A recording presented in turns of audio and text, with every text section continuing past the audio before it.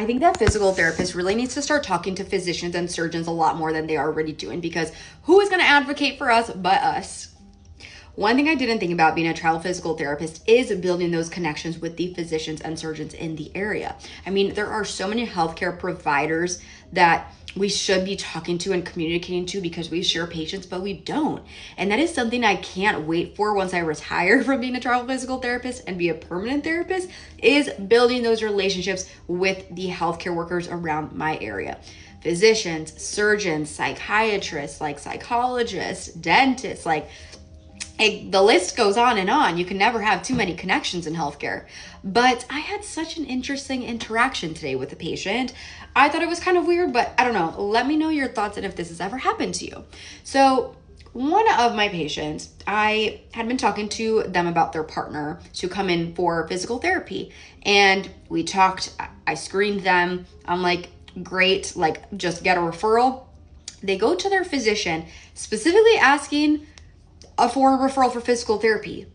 Their physician said no because, and this is for their knee, no, because the hip is out of alignment and they want the hip to realign and they want them to see a physiologist for a month before coming to physical therapy. And I'm like, maybe they know something I don't know. I was just very thrown off.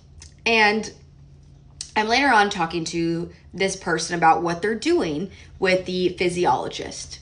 Maybe it wasn't physiologist. This is what the person said. So I'm not sure if I'm getting the correct terminology or like title of the person.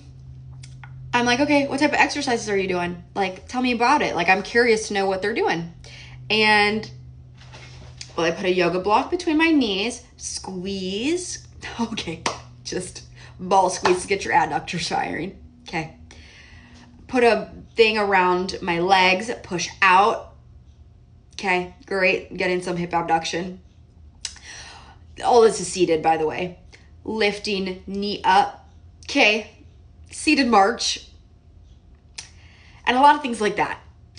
And I'm in my head, I don't know what the physiologists do, like in terms of what they're looking at and assessing and all that, but we do all that stuff. Like, what do you mean?